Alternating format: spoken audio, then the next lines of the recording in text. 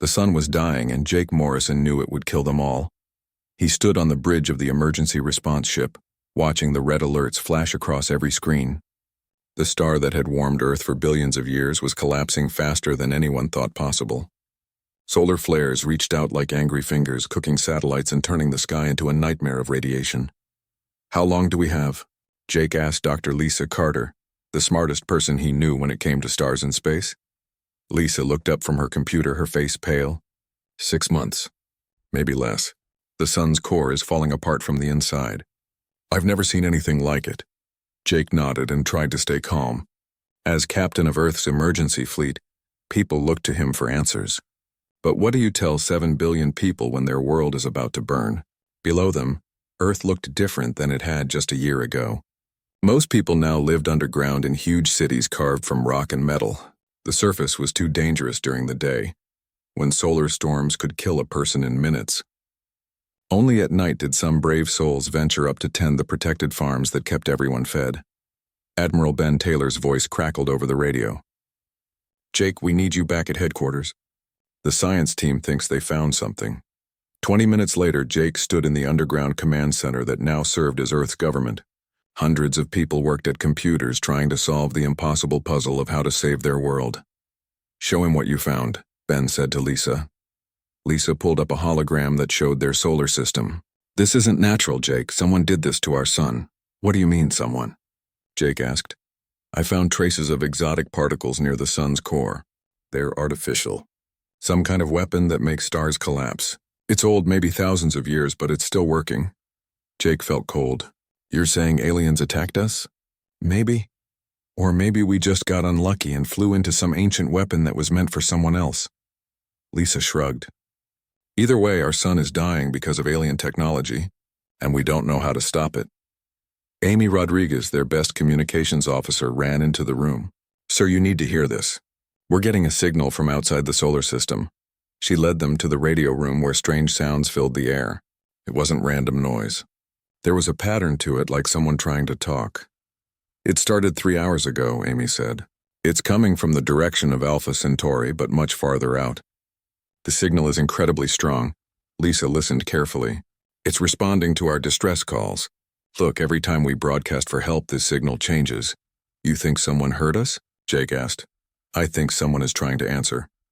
Amy worked at her computer for 6 hours trying to decode the alien message. The breakthrough came when she realized the signals were mathematical. The aliens were teaching Earth how to understand their language. The first clear message made everyone in the room go quiet. "Greetings, children of the third planet. We have heard your distress. We are the Zelhari Collective. We offer aid." Jake looked around the room. "What do we tell them?" Ben cleared his throat. "We tell them the truth, that we're dying and we don't know how to save ourselves." Amy sent back a simple message explaining their situation. The response came within hours. "We understand your crisis. A stellar collapse weapon of the ancient destroyers affects your star. We can repair this damage. We ask nothing in return." "Nothing?"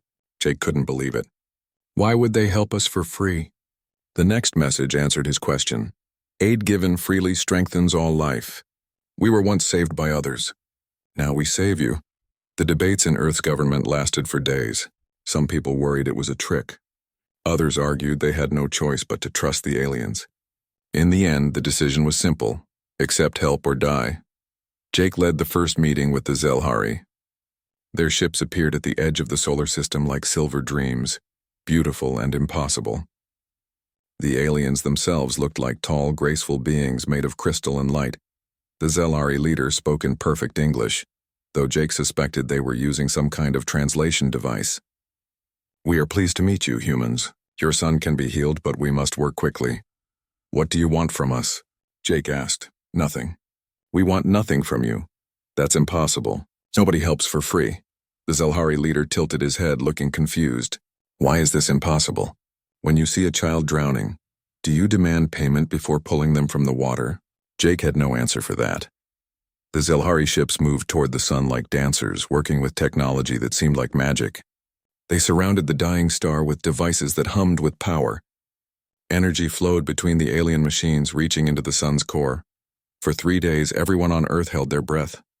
The solar storms grew worse at first, then slowly began to calm. The angry red color faded from the sky. Satellites came back online. On the fourth day, Lisa announced what everyone hoped to hear. The sun is stable. The collapse has stopped. The exotic particles are gone.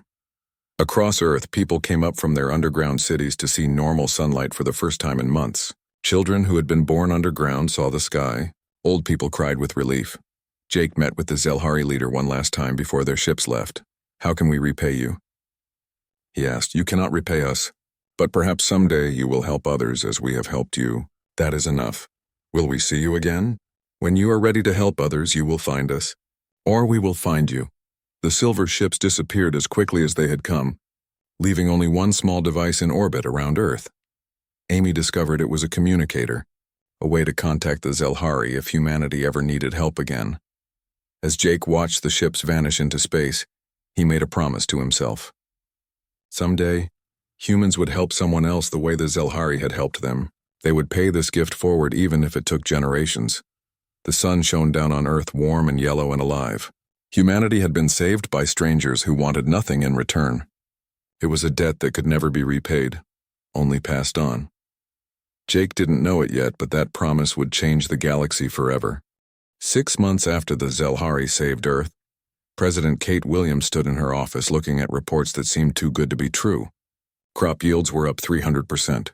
The oceans were cleaner than they had been in centuries. Solar power worked better than ever before, even though nobody understood why. "It's the orbital device they left behind," Dr. Ryan Brooks explained as he spread charts across her desk. "It's doing more than just letting us talk to them. It's slowly fixing our entire planet." Kate picked up one of the reports. "Fixing how?" "The device releases some kind of energy field that repairs damage at the molecular level. Pollution breaks down. Soil becomes fertile again. Even the ozone layer is healing." Ryan pointed to a graph showing atmospheric improvements. "At this rate, Earth will be better than it was before the industrial age within 5 years. And they didn't tell us it would do this? I don't think they wanted to overwhelm us. They probably figured we'd notice eventually." Kate laughed, but it sounded tired. "Ryan, I've been president for 20 years. I've dealt with wars, disasters, and economic collapse. But I've never had to figure out how to handle a gift this big. Our entire economic system is built on scarcity. What happens when there's enough of everything?" The answer to her question was causing chaos around the world. Farmers couldn't sell their excess crops because there was too much food. Energy companies watched their profits disappear as solar panels worked at impossible efficiency levels. The stock market didn't know how to price companies when resources were becoming unlimited. Maria Santos, Earth's chief engineer, had spent months studying the Zelhari technology. She called it impossible science because it seemed to ignore several laws of physics, but it worked, and slowly human engineers were learning to copy small parts of it. "The key is something they call harmonic resonance," Maria explained to the engineering team. "Everything in the universe vibrates at certain frequencies. The Zelhari technology tunes into those vibrations and adjusts them. That's how they fix the sun, and how their device is fixing Earth." Commander Sam Parker had taken the first human ship beyond the solar system to meet other civilizations that the Zelhari had helped. What he found surprised everyone. "There are dozens of them," Sam reported via long-range communication. "The Ilthari were dying from a plague until the Zelhari cured them. The Vexan lost their homeworld to an asteroid, so the Zelhari helped them terraform a new one. Every species has a similar story." "How many species have they saved?" Kate asked. "At least 50 that I've found so far. And here's the strange part. None of them owe the Zelhari anything. The Zelhari helped them, then left, just like they did with us." Dr. Brooks had been studying Zelhari philosophy through the communication device. What he learned challenged everything humans thought they knew about how civilizations should work. "They call it the Great Circulation," Ryan explained to Kate and her advisors. "The idea is that help flows through the universe like a river. When you receive aid, you don't pay the giver back. Instead, you help someone else who needs it. Eventually, the help flows back around to everyone." "That sounds nice in theory," said Kate's economic advisor, Tony Davis. "But how does it work in practice? How do you build a society without trade or payment?" Ryan pulled up images from Sam's exploration. "Look at the worlds the Zelhari helped. No poverty, no war over resources. No one goes hungry or homeless. When everyone helps everyone else, scarcity disappears." Nina Walsh, Earth's first xenobiologist, had been studying the Zelhari themselves through the limited contact they allowed. They weren't always like this, she reported. According to their historical records, they used to have the same problems we do. Wars, poverty, environmental destruction. What changed them? Kate asked. They were saved by another species called the benefactors, just like the Zelhari saved us. The benefactors taught them about the Great Circulation, then disappeared into deep space. The Zelhari have been continuing their work ever since. Where are the benefactors now? Nina's expression grew sad. Gone. Their homeworld is a dead system now. The Zelhari think they were destroyed by wars with species that refused to accept the Great Circulation, species that preferred conquest and exploitation. Kate felt a chill. Are there others like that? Species that would see our cooperation as weakness? Yes, Sam encountered a few in his travels. They call themselves trade empires, but they're really just organized thieves. They offer help, but only in exchange for resources, territory, or servitude. The conversation was interrupted by Amy Rodriguez, who still handled communications with the Zelhari. Madam President, we're getting a message. The Zelhari want to know if we're ready for the next step. What next step? Kate asked. The Zelhari message was simple. Humans show wisdom and gratitude. Are you prepared to help others as you were helped? Kate looked around the room at her advisors. Earth was healing. Humanity was prospering. They had received the greatest gift in their history, and now they were being asked to give that gift to someone else. Amy, send this message back. Yes, we are ready to learn how to help. The response came immediately. Look to the Kythera system. They need what you can give. Dr. Brooks pulled up star charts. The Kythera system is about 30 light years away. Sam's ship could reach it in 3 months with our new Zelhari-inspired engines. What do we know about them? Kate asked. Nothing yet, but I guess we're about to find out. 3 days later, Kate announced humanity's first interstellar aid mission. The ship would be called the Benevolence, and it would carry the best of human technology adapted with Zelhari principles. Captain Alex Turner, one of Sam's best officers, would lead the mission. As Kate watched the Benevolence launch toward distant stars, she thought about the strange path humanity had taken. 6 months ago, they were a dying civilization. Now they were preparing to save someone else. The Great Circulation was starting to flow through human society. People were volunteering for the aid mission in record numbers. Engineers worked overtime to develop better helping technologies. Children learned about alien civilizations in school and asked when they could help them too. Maria Santos had perfected the first human-built harmonic resonance device. It was crude compared to Zelhari technology, but it could purify water and soil just like the orbital device did for Earth. It would be humanity's first gift to the stars. Are we really ready for this? Kate asked Ryan as they watched the ship disappear into space. The Zelhari think we are, and they've been doing this for thousands of years. But what if we fail? What if we can't help the Kythera? Ryan smiled. Then we learn from our mistakes and try again. That's what the benefactors did for the Zelhari. That's what the Zelhari did for us. Now it's our turn. Kate nodded and made another promise to herself. Whatever happened in the Kythera system, humanity would not give up on the Great Circulation. They would learn to help others even if it took generations to get it right. The gift they had received was too precious to waste. It was time to pass it on. Captain Alex Turner had never seen an ocean world before, but the 3 planets of the Kythera system were all water from pole to pole. Beautiful blue spheres covered in clouds, they should have been paradise. Instead, they were dying. The readings are incredible, said Dr. Nina Walsh as she studied the data from the ship's sensors. These oceans are more toxic than anything we've ever seen. How is anything still alive down there? Lieutenant Tony Davis looked up from his navigation console. The Kythera distress signal is getting stronger. They're definitely still alive, but barely. Alex stared at the poisoned worlds through the bridge windows of the Benevolence. This was humanity's first chance to help another species, and they were looking at a disaster that made Earth's dying sun seem simple by comparison. What's causing the toxicity? Alex asked. Nina checked her instruments again. Some kind of algae bloom, but it's not natural. The chemical signature suggests genetic tampering. Someone created this stuff and released it into their oceans. Chief Eva Morgan, the ship's engineer, had been quiet during the approach to the Kythera system. Now she spoke up from her station. Captain, I'm detecting artificial structures on the 2nd planet. Large ones. They look like industrial facilities. Whose? Alex asked, unknown. The design doesn't match anything in our databases. Alex made his decision. Tony, take us to the third planet. That's where the distress signal is strongest. Nina, prepare the water purification equipment Maria designed. Eva, get ready to modify it for an alien ocean.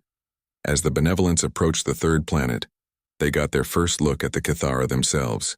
The beings that answered their communication attempts were unlike anything humans had imagined. They looked like living crystals shaped like sea stars, with flexible arms and bodies that glowed with bioluminescent patterns. The Cathara spokesman called himself Current Keeper of Deep Wisdom. His image appeared on the bridge screen, translated by the communication device the Zelhari had left with Earth. Strange swimmers from far waters, Current Keeper said, his words appearing as text since the Cathara had no vocal cords. Why do you come to our dying seas? We received your distress signal, Alex replied. We're here to help. The Cathara's light patterns shifted in what might have been surprise or suspicion. Help requires payment. What do you want from us? Nothing. We want to help because you need help. Current Keeper's glow turned darker. Lies, the others said the same thing. They offered to clean our waters in exchange for simple trade agreements. Now our oceans burn with their poison, and they demand our children as payment for the cure. Nina looked at Alex with alarm. Captain, I think we know who built those industrial facilities. Alex nodded grimly. The Cathara had already been approached by one of the trade empires Sam had encountered, and they had been betrayed. Current Keeper, we are not the others. We want nothing from you except the chance to help clean your oceans. Impossible. No one gives aid without price. Tony had been monitoring communications from the industrial planet. Captain, I'm detecting ships moving toward us. 3 vessels, heavily armed. On the main screen, sleek black ships appeared, their hulls decorated with symbols that looked like chains. Alex recognized them from Sam's reports. Hegemony trade vessels. A new voice cut into their communications. Human-sounding but cold and businesslike. Unknown vessel, you are interfering with a lawful trade operation. Withdraw immediately or face the consequences. Alex opened a channel to the Hegemony ships. This is Captain Turner of the Earth Federation ship Benevolence. We're on a humanitarian mission. The Cathara asked for help. The Cathara are under contract with the Hegemony Trade Collective. Any assistance they receive must be approved by us. Your unauthorized presence constitutes piracy. Current Keeper's image flickered with angry light patterns. See? The others claim ownership of our very requests for help. They say we cannot even cry for aid without their permission. Alex felt anger rising in his chest. The Hegemony had poisoned the Cathara oceans and were now blocking anyone else from helping. It was evil dressed up as business. Nina, how long would it take to adapt our purification system for their oceans? Working with Cathara engineers? Maybe a week. But Captain, those Hegemony ships have weapons that could destroy us. Alex smiled. Good thing we brought some friends. He activated the emergency beacon the Zelhari had given them. Within hours, silver ships appeared at the edge of the system. Not just Zelhari vessels, but ships from a dozen species that had joined the Great Circulation. The Hegemony commander's voice returned, much less confident now. Unknown fleet, identify yourselves. A calm Zelhari voice answered. We are the Circulation Fleet. We come to assist those who need help. This system is under Hegemony protection. You have no authority here. We claim no authority. We offer only aid. The standoff lasted 3 days. The Hegemony ships waited in orbit around the industrial planet, while the Circulation Fleet maintained position near the Third World. Meanwhile, human and Cathara engineers worked together to adapt the water purification technology. Eva Morgan found herself working alongside Cathara engineers who communicated through light patterns and electric fields. At first, it was frustrating trying to understand each other, but gradually they developed a shared language of mathematics and chemistry.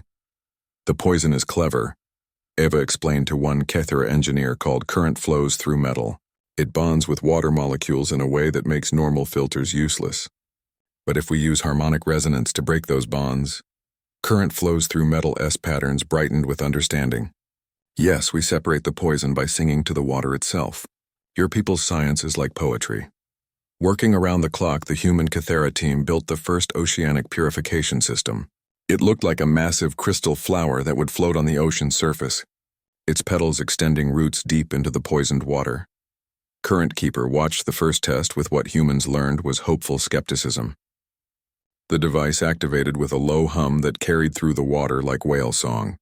Slowly, the murky green poison began to clear, revealing clean blue water beneath. It works? Current Keeper flashed in amazement. The water lives again, but the hegemony wasn't finished. As the purification device spread its effect across the ocean, hegemony ships moved to attack. They're firing on the purification system. Tony called out.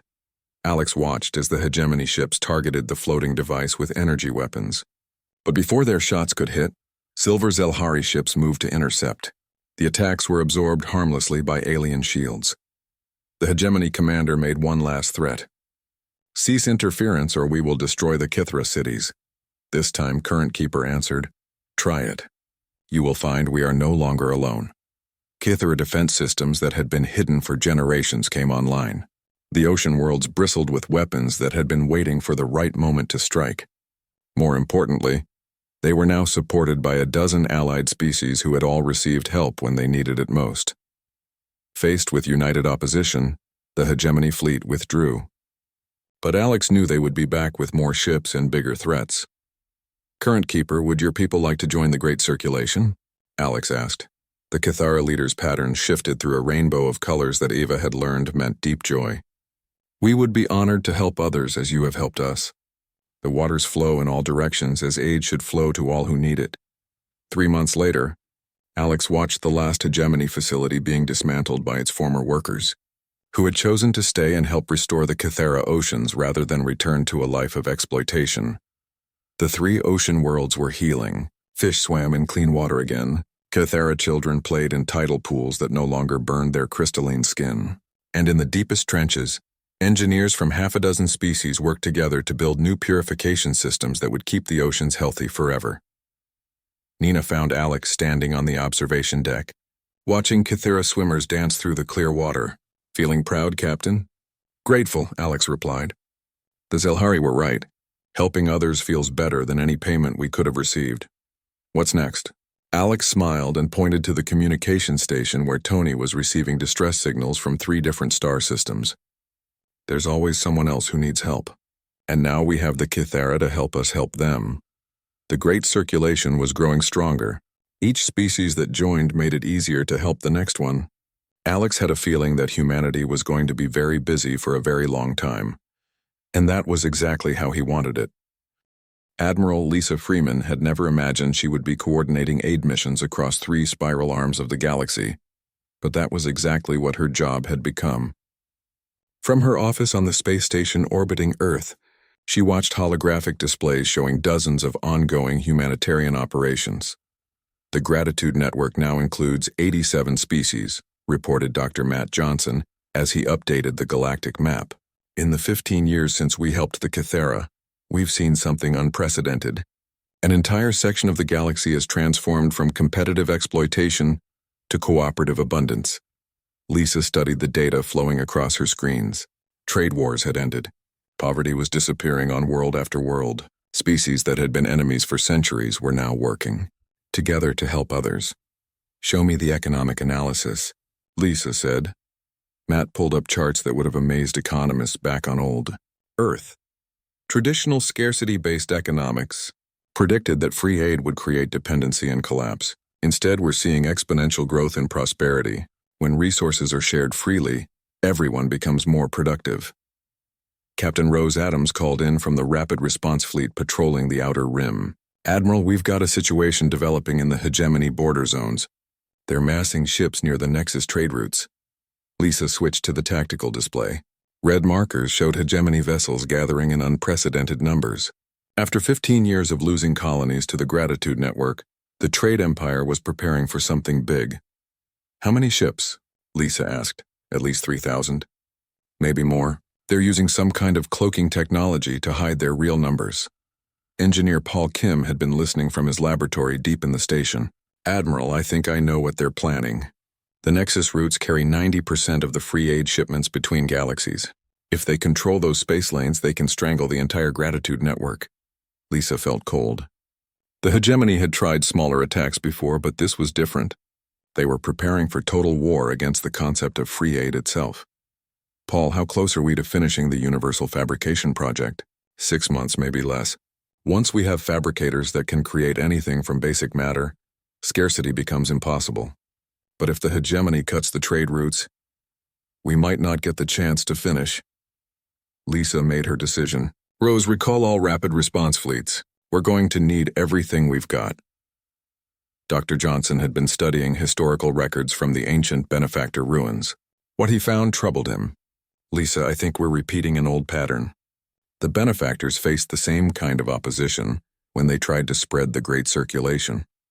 That's what destroyed them. What do you mean? They were winning. Species after species joined their network of mutual aid, but the old profit-based empires couldn't tolerate that. They formed an alliance and launched what they called the Correction War to restore proper trade relationships. And the benefactors lost? They were too peaceful. They refused to use their superior technology for warfare.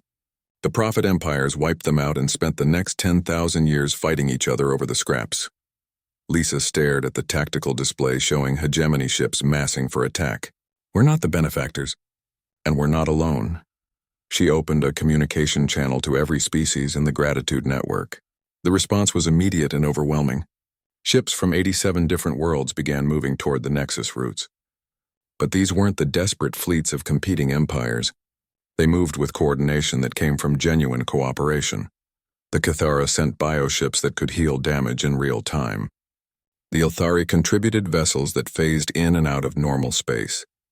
The Vexen brought ships that could manipulate gravity itself, and coordinating them all were human vessels, carrying the communication networks that had learned to connect minds across species barriers.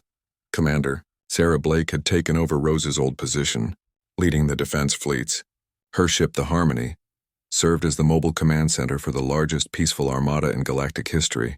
Admiral, Sarah reported as the fleets took position, the hegemony is demanding we withdraw from the Nexus routes. They claim exclusive trading rights to those space lanes. What's our response? Lisa asked. I told them the routes belong to everyone, just like the aid that flows through them. The hegemony attack came at dawn local time, across 17 star systems simultaneously. 3,000 heavily armed ships struck at key points along the Nexus routes, trying to cut the lifelines that connected the Gratitude Network, but they faced something they had never encountered before. An enemy that shared everything, including battle plans, weapons technology, and tactical information in real time.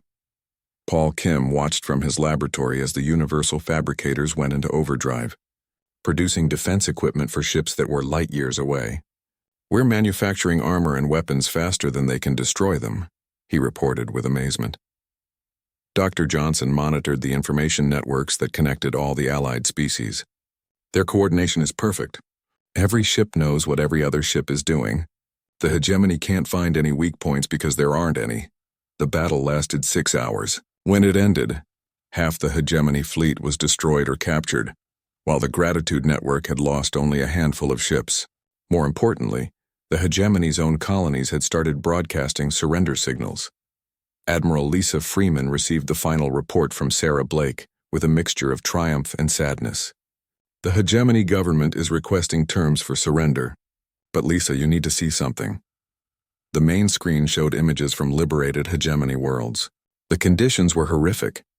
Billions of beings living in poverty while their resources were stripped away to fund the war machine.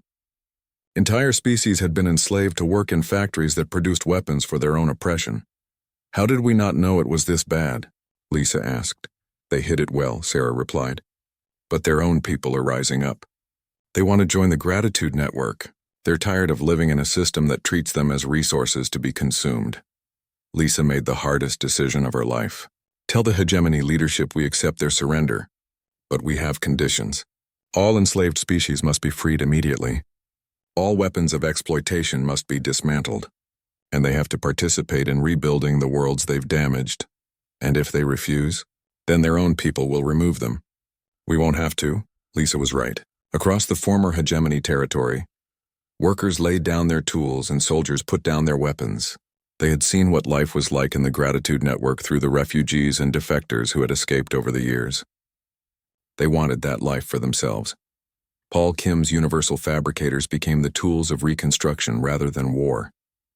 Machines that could create anything from basic matter began rebuilding devastated worlds. Former hegemony slaves learned to use technology that eliminated scarcity rather than creating it. Dr. Johnson found the most important discovery in the captured hegemony archives. Lisa, they kept records going back thousands of years. The hegemony wasn't just one trade empire. It was the same alliance that destroyed the benefactors. The same one. Evolved and changed over the millennia, but yes, they've been fighting the Great Circulation for 10,000 years, and we just beat them. Lisa looked at the galactic map again. Green lights showed gratitude network worlds. There were hundreds of them now, maybe thousands. The red zones that had marked hegemony territory were turning green as world after world chose cooperation over exploitation. "Admiral," called the communications officer, "we're getting signals from outside the galaxy." "The Andromeda Galaxy is asking for help," Lisa smiled. The ripple effect was spreading farther than anyone had imagined. What had started with Earth receiving aid from the Zelhari was becoming something that spanned multiple galaxies. "Tell Andromeda we're on our way," she said. "But first, let's finish helping everyone here." She opened a channel to the entire Gratitude Network. "This is Admiral Freeman to all allied species. The war is over. The age of exploitation has ended. Now we begin the real work, helping everyone live better lives." The response came from 87 different worlds in 87 different languages. But the message was the same: ready to help. Lisa thought about the benefactors, who had tried and failed to do what the Gratitude Network had just accomplished. The difference was simple. They had tried to do it alone. The network had grown organically, species by species, each one choosing cooperation because they had experienced its benefits firsthand. The Great Circulation wasn't just about aid flowing between species. It was about trust, friendship, and the understanding that helping others was the same as helping yourself. Paul Kim's voice interrupted her thoughts. "Admiral, the first universal fabricator is online on the former hegemony homeworld. They're requesting instructions on what to build first." "Tell them to build whatever their people need most," Lisa replied, "and then help them figure out how to help someone else." The ripple effect continued to spread, carrying hope to every corner of the galaxy. Ambassador John Clark was 97 years old and had lived through humanity's greatest transformation. As a young communication officer, he had been present when the Zelhari first contacted Earth. Now, 50 years later, he stood in the observation deck of the largest ship ever built, watching preparations for humanity's most ambitious mission yet. The signals from Andromeda Galaxy had been coming for months. Dozens of civilizations crying for help across the vast emptiness between galaxies. Their messages spoke of wars, plagues, and oppression that made the old hegemony look peaceful by comparison. "Tell me about Andromeda," John said to Captain Maya Foster, the young woman who would lead the intergalactic mission. Maya pulled up a holographic display showing their neighboring galaxy. 200 billion stars, probably 1 trillion inhabited worlds. But from what we can tell, it's dominated by something called the Dominion Collective. They make the old hegemony look like peaceful traders. How so? They don't just exploit other species, they erase them. Any civilization that refuses to submit completely gets wiped out. Their own records, which we intercepted, show they've destroyed over 3,000 species in the last century alone. John felt sick. And the distress signals we're receiving? Survivors. Refugees hiding in dead systems. Some are entire species reduced to a few million individuals. Others are resistance movements operating from asteroid bases. Dr. Emma Wright, the expedition's philosopher and cultural specialist, had been studying the psychological effects of 50 years of Gratitude Network civilization. "John, we're dealing with something unprecedented. An entire galaxy trapped in perpetual warfare and oppression. Most of their species have never experienced genuine cooperation. Will they trust us?" John asked. "They don't trust anyone. According to their communications, every offer of help they've ever received has been a trap. The Dominion uses false aid missions to locate and destroy resistance groups. Admiral Carlos Martinez commanded the military aspects of the mission, though everyone hoped they wouldn't need to fight. John, we're taking 3,000 ships and the best technology from over 400 allied species. But if the Dominion has the resources of an entire galaxy, we'll be outnumbered 1,000,000 to 1, John finished. just like the benefactors were when they tried to help the Milky Way. The difference was that humanity had learned from the benefactors' mistakes. The expedition ships carried more than just weapons and aid supplies. They carried something more powerful, the accumulated wisdom of 400 species that had learned to work together. Maya showed John through the command ship, the Infinite Circle. Every system on this ship was designed by cooperation between multiple species. Kithara biocomputers process information faster than any artificial system. Ilthari phase drives let us move between dimensions. Vexan gravity manipulators can reshape space itself. And the humans. We coordinate it all. Somehow we're really good at helping different species understand each other. John smiled. 50 years of practice. The journey to Andromeda took 6 months even with the advanced technology. During the trip, the expedition crew studied every scrap of information about their destination. What they learned was disturbing. Dr. Wright presented her findings to the senior staff. The Dominion isn't just evil, it's efficient. They've perfected the science of oppression. When they conquer a species, they don't just take their resources. They break their ability to imagine alternatives. How? Maya asked. Systematic cultural destruction. They erase history, language, art, everything that makes a species unique. Within a generation, the conquered people forget they were ever free. They believe oppression is the natural order of the universe. But some are still fighting, John pointed out. The resistance movements are mostly young people who grew up hearing stories from their grandparents. They remember freedom, even if they've never experienced it. The expedition's first contact with Andromeda came when they rescued a refugee convoy fleeing Dominion forces. The survivors were from a species called the Theran, crystalline beings similar to the Kithara, but smaller and more fragile-looking. The Theran leader, who called himself Last Light of Distant Stars, could barely believe what he was seeing. You came from outside? But the Dominion controls all the void between galaxies. How did you penetrate their blockade? What blockade? Maya asked. The sensor nets, the automated defense stations. The Dominion has surrounded Andromeda with weapons to prevent anyone from escaping or entering. John realized they had been incredibly lucky. The expedition had approached from a direction where the Dominion defenses were apparently thinner. Last Light, we're here to help. All of us. Maya gestured to the mixed crews of humans, Zelhari, Kithara, and dozens of other species. Help requires payment. Last Light replied automatically, then caught himself. Forgive me, that is what the Dominion teaches. But you destroyed their pursuit ships without demanding anything. Who are you? Over the next several days, the expedition crews shared their story with the Theran refugees. The concept of free aid was so foreign that some Theran simply couldn't accept it. You helped 87 species and asked for nothing? One young Theran asked repeatedly. But why? Because they needed help, answered Paul Kim, now an elderly engineer but still passionate about his universal fabricators. Look, watch this. He activated one of the fabrication units and created clean water, food, and medical supplies for the refugees. This machine can make anything you need from basic matter. We have thousands of them. We can build more whenever we want. Why would we charge you for something that costs us nothing? Last Light stared at the fabricator with something approaching awe. In our galaxy, such devices are used only by the Dominion elite. They create scarcity artificially to maintain control. Then let's go change that, Maya said. The expedition split into smaller groups to make contact with resistance movements throughout Andromeda. Each group carried fabricators, medical equipment, and most importantly, proof that cooperation was possible. The results were dramatic. Species that had been fighting the Dominion with primitive weapons suddenly had access to advanced technology. More importantly, they had access to each other. Human communication systems connected. Resistance groups that had never known other survivors existed. John accompanied one of the contact missions to a dead system, where the Vorthak resistance had been hiding for decades.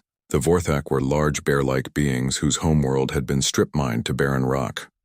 We have lived in these asteroids for 30 years, explained their leader, Strongclaw against Darkness. We survive by raiding Dominion supply convoys. It is not much of a life, but it is free. What if you could go home? John asked. Home is gone. The Dominion took everything. What if we could give it back? John showed Strongclaw recordings of worlds the Gratitude Network had restored from similar devastation. Polluted planets cleaned and replanted. Dead oceans brought back to life. Entire ecosystems rebuilt from scratch. This is possible, Strongclaw whispered. With enough people working together, anything is possible. The transformation of Andromeda didn't happen through war, though there were battles. The Dominion fought desperately to maintain control as world after world slipped away from them. But they were fighting something they couldn't understand. Billions of beings who suddenly believed in a better future. Admiral Martinez coordinated the military aspects of the liberation. But the real victory came from the fabricators and the communication networks. When people could feed themselves and talk to each other, they stopped being afraid of their oppressors. The Dominion's strength was always psychological, Dr. Wright observed as she studied the collapse of the Galactic Empire. They convinced people that resistance was hopeless. Once people saw alternatives, the Dominion lost its power. The final battle, if it could be called that, took place at the Dominion capital world. The Emperor's forces were surrounded by ships from 2 galaxies, including many vessels crewed by former Dominion slaves who had learned about the Gratitude Network. Surrender, Maya broadcast to the Emperor's palace. Your people are free. Your empire is over. Join us in building something better. The response was a single energy beam aimed at Maya's ship. It was absorbed harmlessly by Zelhari shields and answered by 3,000 species saying the same thing. We forgive you. John watched from the observation deck as the last Dominion stronghold surrendered. Around him, beings from hundreds of worlds celebrated together. Thyran, Vorthak, humans, Cathera, and dozens of species he couldn't even name, all united by a simple idea, that helping others was better than exploiting them. Captain Foster found him there as the celebrations continued. Any regrets, Ambassador? John thought about the young communication officer he had been 50 years ago, desperately trying to decode the first Zelari message. Only that it took us so long to understand what they were really offering. What do you mean? I thought they were giving us technology to save our son, but that wasn't the real gift. What was? John smiled and gestured to the celebration around them. They showed us how to be worthy of being saved. Everything else followed from that. Maya nodded toward the communication station, where messages were pouring in from both galaxies, more species wanting to join the Gratitude.